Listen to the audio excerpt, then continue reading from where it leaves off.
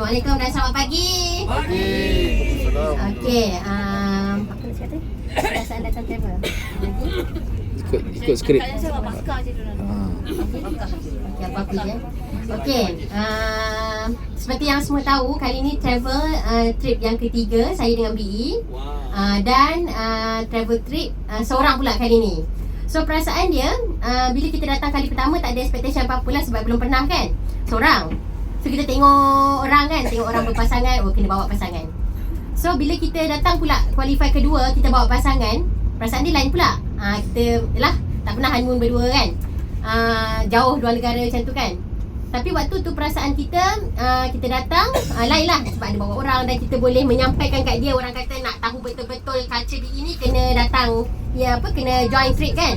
So waktu tu kita rasa yang kita nak rasa, dia rasa tu dia dah rasa dah sebab dia dah datang sendiri travel kan.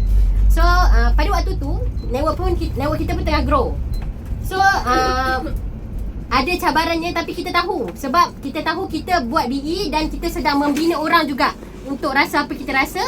Kita dapat balik satu tiket untuk travel Beijing kali ni. Jadi perasaan dia memang betul-betul saya nampak sangat cantik sebab saya bekerja lagi kan. Sangat cantik apa yang BE dah susun dekat dalam platform ini. Maknanya setiap journey kita tu, kita mula layak trip. Lepas tu kita rasa sebab kita buat sebagai ambassador kan. Lepas tu kita naik sebagai RCA. Lepas tu kita naik sebagai ECA pula. Saya rasa macam serius lah. Macam bila kita berada dekat platform BE ni, walaupun kita bekerja, macam tak kalah pun dengan dunia pekerjaan. Sebab kita pergi bekerja pun kita pergi juga tapi kursus lah namanya kan. Tapi ni kita kursus, tapi kursus yang tak payah cakap pasal kerja. Kan kita cakap pasal membina orang. Happy-happy lah kenapa buat BE kan. Macam tu. So pasal makan kan.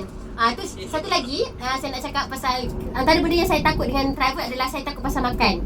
Saya seorang yang sangat memilih makan dan saya sukar untuk makan benda-benda yang saya tak pernah makan. Tapi kali pertama datang pun okey lah, tak ada nasi tapi okey lah bawa pergi makan tom yum kan. So kali kedua pun sama, ada husband rasa macam okey lah sebab, tapi saya punya perasaan tu sebab Australia juga kan. Tapi bila datang Beijing ni, kita tahu Beijing makan sedap kan. Saya belajar satu benda dan saya dah reflect malam tadi.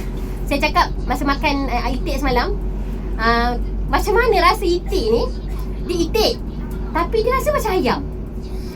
Dan moral dekat situ, kalau kita kata dekat BE, yang penting adalah mindset 99, skill 1% kan. Tapi kalau dalam dunia masakan, mindset 1% je, skill 99%. Sebab kalau tak akan dapat ayam yang rasa itik, lembut, sedap, tak hanyir. Tapi bila saya balik malam tadi, saya fikir macam mana chef tu nak dapat skill 99%. Dia bermula juga dengan mindset 99%. Sebab apa? Kalau dia tak ada mindset 99%, dia takkan berjaya melalui. Ingat senang ke nak cari temperature yang sesuai buat masak ayam? Nak gagal. Rasanya masa sepanjang dia jadi chef tu, berapa kali dia gagal dapatkan ayam dia tekstur macam tu. Itik. Itik yang tekstur macam tu. Yang macam ayam tu kan. Jadi saya rasa apa-apa pula, you masak ke, you bekerja ke, you buat BE ke, mindset tetap 99%. Sebab kalau tidak, you takkan dapat that quality of cooking. Lagi satu pasal transformation. Saya rasa mungkin orang yang masih ingat travel trip pertama saya menangis pada permulaan sharing. Lepas tu saya ketawa. Lepas tu kali kedua tak nangis kot kali kedua. Tapi saya rasa memang betul, saya memang seorang yang orang nampak macam kuat, kelakar, tapi sebenarnya saya sangat fragile dekat dalam. Sebab orang kata kadang-kadang orang yang macam tu, dia sebenarnya nak menyelindungkan dia punya perasaan kat dalam kan. So saya rasa saya orang yang macam tu. Tapi saya rasa dekat BE, walaupun kita nampak syarikat MLM kan, tapi saya rasa BE memang betul macam Fahimah cakap tu. Dia memang kita nampak macam nak PGS, nak sebarkan produk dekat orang.